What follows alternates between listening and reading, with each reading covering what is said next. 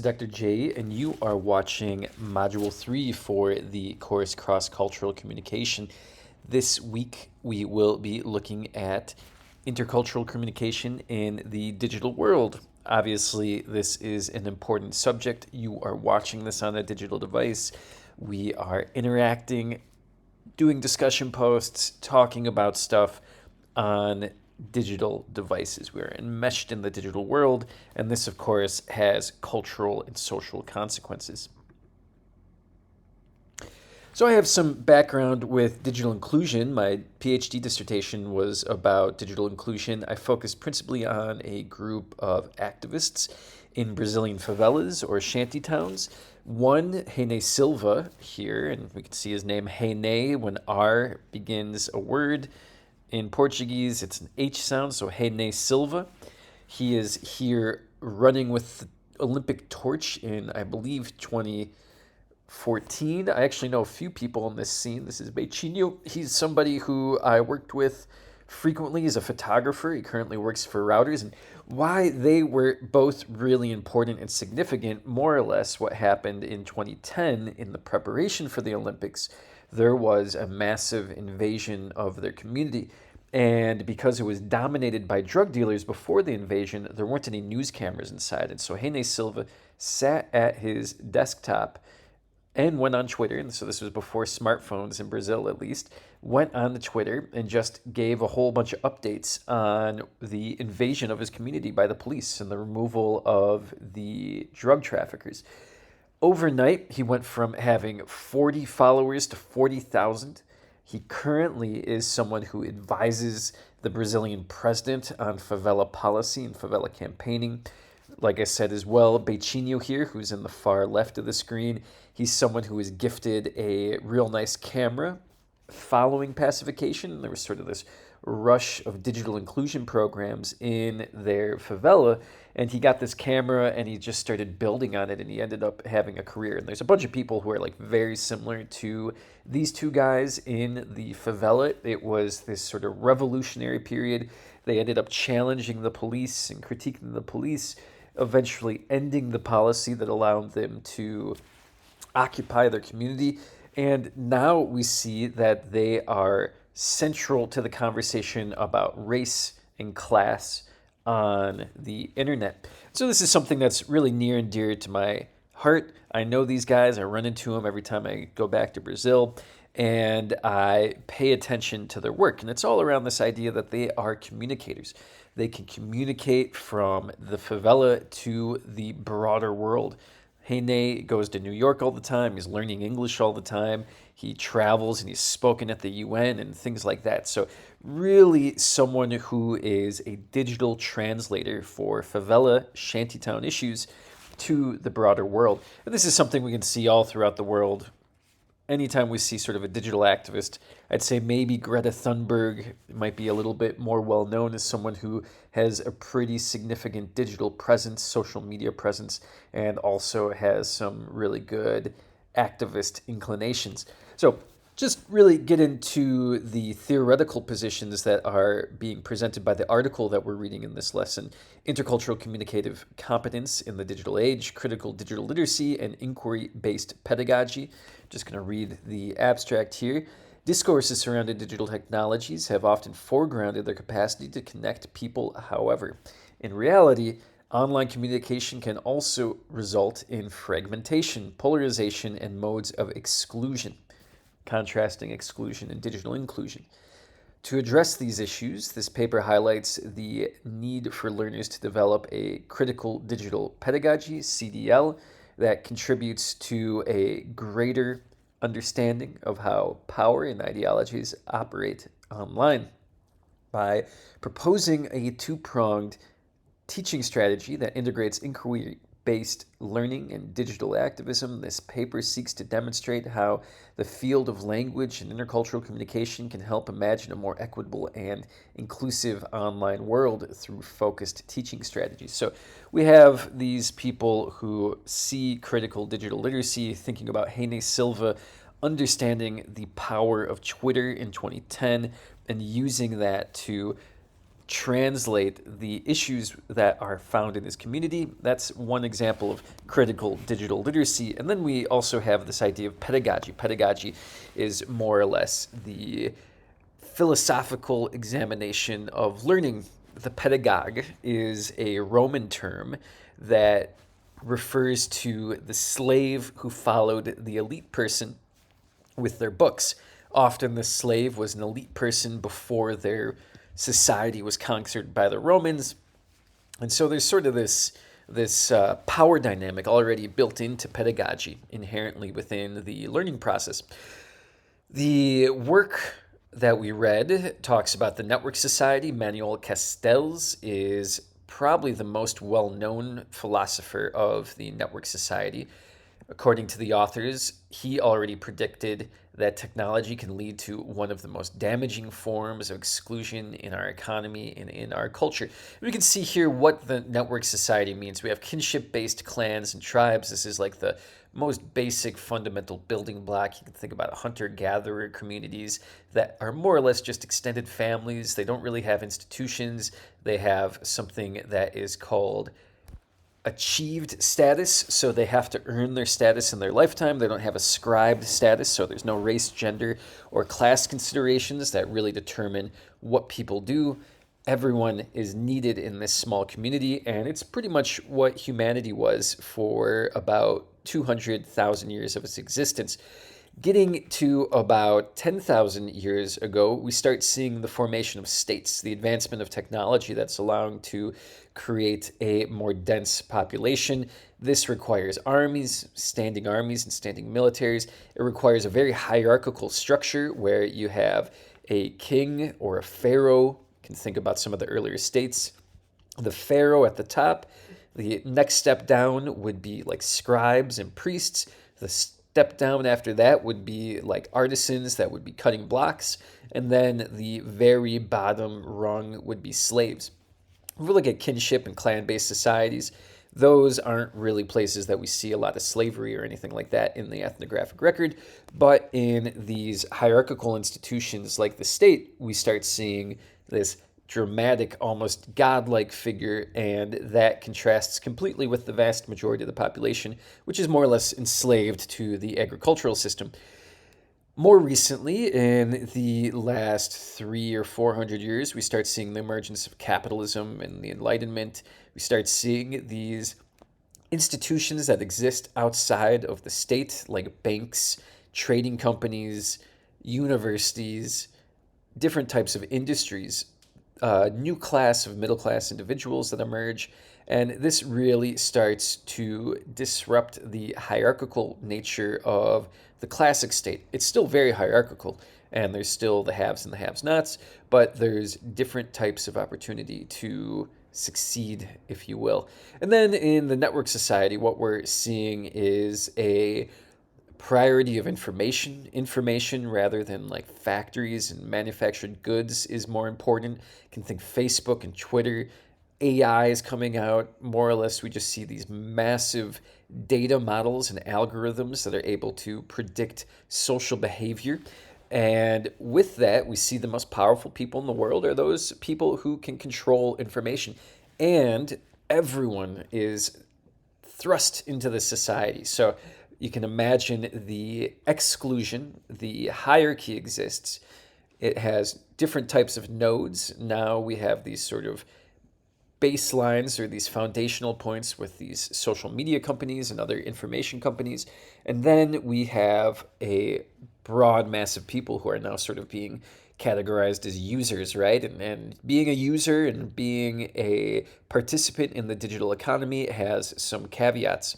So apart from inequalities of access, so whether or not you have access to broadband or social media or smartphones, one of the greatest paradoxes of this connected world is that new forms of control and social fragmentation have emerged, concealed in metaphors of networked publics and participatory culture. So more or less what a lot of philosophers have been saying is that this is all a lie. Like when you go online and you're able to express yourself, you're more or less just putting yourself into a silo. The social media companies gobbling up all your power and all your authority, and you feel informed. You feel like you are really enlivened by this digital participation. But in the end of the day, you are not mobilizing. There's not really a good class consciousness that gets formed. It's just fragmentation. So this is just a graph on the right that I pulled from the internet. What is the digital divide? I'm sure all of you might be familiar with this, more or less the haves and the have-nots of the digital age, the gap between demographics and areas that have access to modern information and communication technology from those who don't. Who does this affect? You can see the young and the old. You can see that the old aren't learning social media the same way that young people are. And we can also see that young people are more or less required to participate in this. They don't have a choice. You can also see able-bodied people versus disabled people. So we might start seeing access visual technologies, right? So if you have hard of hearing, hard of seeing, if you have cognitive disabilities, this information economy is something that's going to be really tough for you. Wealthy versus poor, 62% of households making less than 30,000 use the internet. 77% of older people require a walkthrough to set up any device that they use.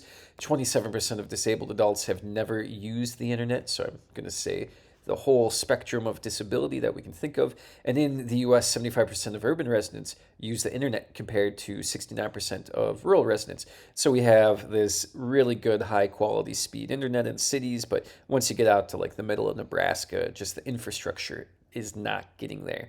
We have things like StarNet and Starlink and things like that that are satellite access, but still that's sort of a band-aid when we talk about broader rural and urban problems.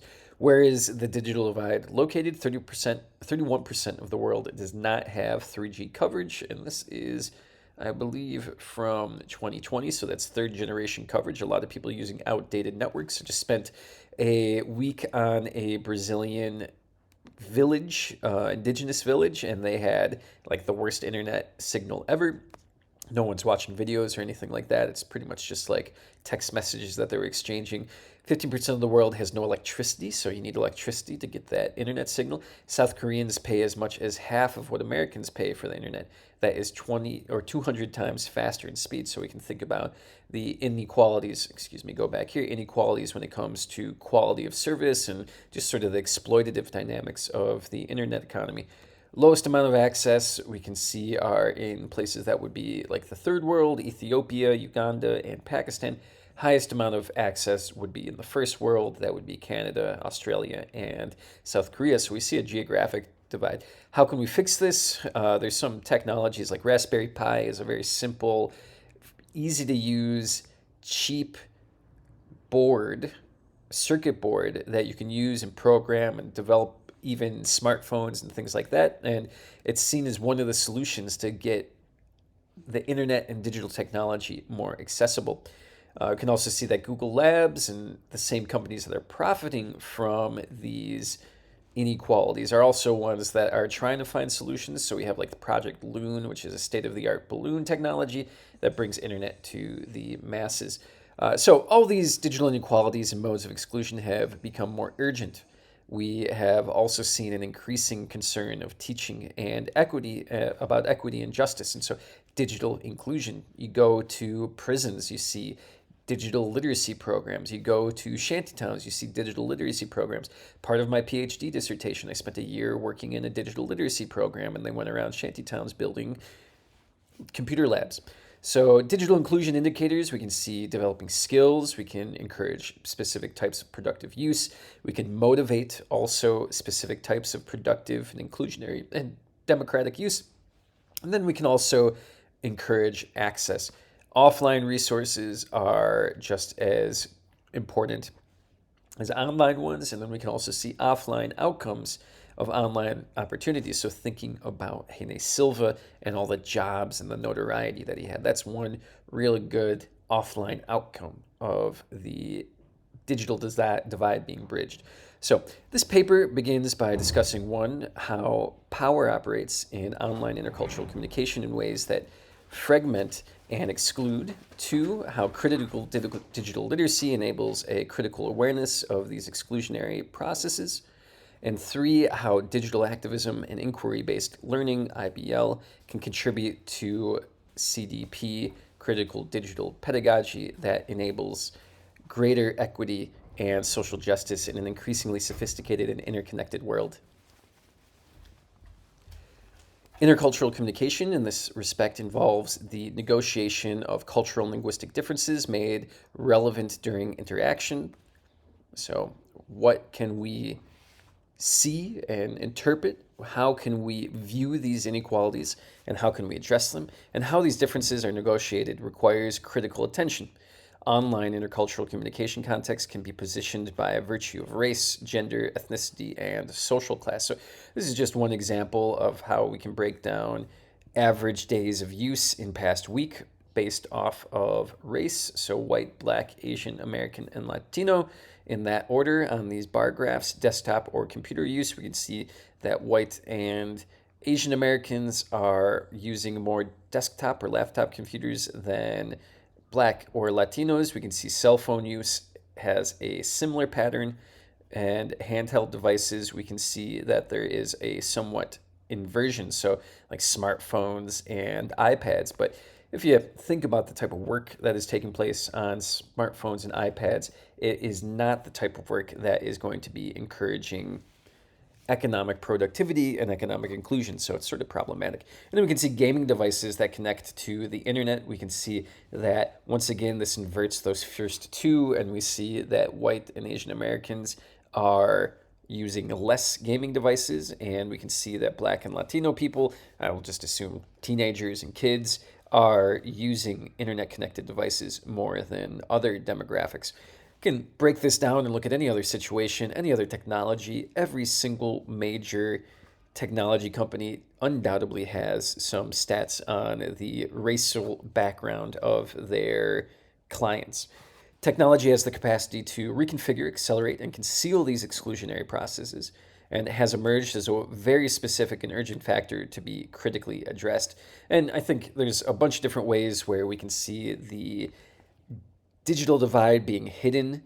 Fake news is one really important one. Who are the people that are going to get duped by fake news more than others? I'm just going to assume it's going to be older people, people who are less digitally literate, also people in countries where critical thinking is not necessarily taught. So, we can not necessarily line that with the first or second world, but we can see that where educational access is there, we can see that there might be concern or less concern for whether or not things are being manipulated on the internet. And in Brazil, and this is from 2025, I believe, you can see that Brazil has the largest concern of whether news is real or fake. And then if we go all the way down to the Netherlands, there's most likely going to be some safeguards and some policing of those internet, and also some critical thinking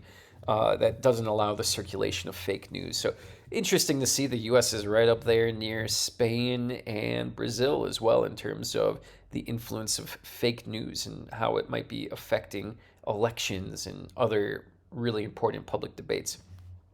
So in this article, we see that examining of how unequal access to material source, social, linguistic, and semiotic sources, so semiotic would be like symbolic or text-based sources, shapes the extent to which learners are able to participate agentively, so in a proactive way, in contexts of online intercultural communication and negotiate the norms and conventions of online spaces.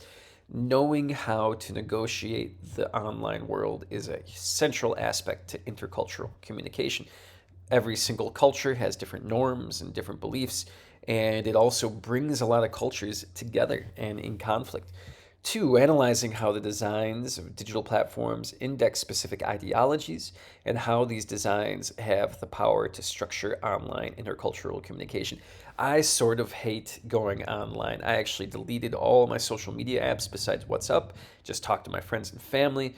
But every time I go on to Facebook, I am just getting so much racist garbage on there. And then also there's just a lot of people just stoking these really weird arguments, and it's just like a bunch of negativity. And I'm sure a lot of you might be sympathetic to that, right? So, how are these very specific racial ideologies getting aggregated through online programs? I'm like a 40-year-old white male, so I'm going to get a lot of criteria and a lot of content that's geared towards 40-year-old white males. And I'm an anthropology professor, so like I'm a little to the left of things, but I would say that the average 40-year-old white male is most likely a Trump supporter and most likely someone who doesn't necessarily align with my political and ideological belief. Not to get into politics too much here.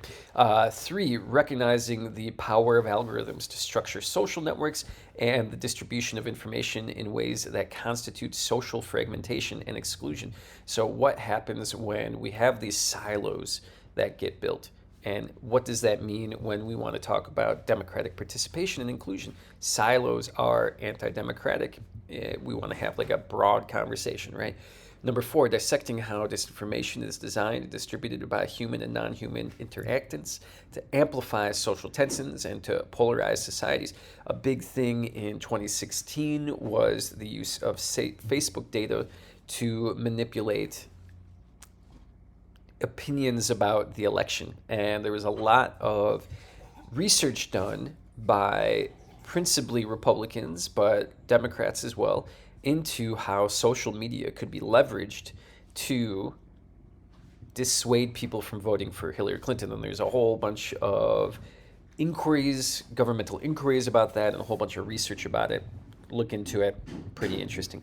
Number 5, understanding how business interests of technology companies circumscribe both platform design and online interactions. So we have this idea of digital inclusion, and that idea of digital inclusion is often in conflict with the desire to accumulate capital and create these sort of exclusionary network societies. So in conclusion, digital media is a central place where cross-cultural communication takes place. It's a minefield. It's a place where we can see racism and classism and sexism getting stoked. And then we can also see the central concern is that real-world inequalities will spread to the virtual world and vice versa.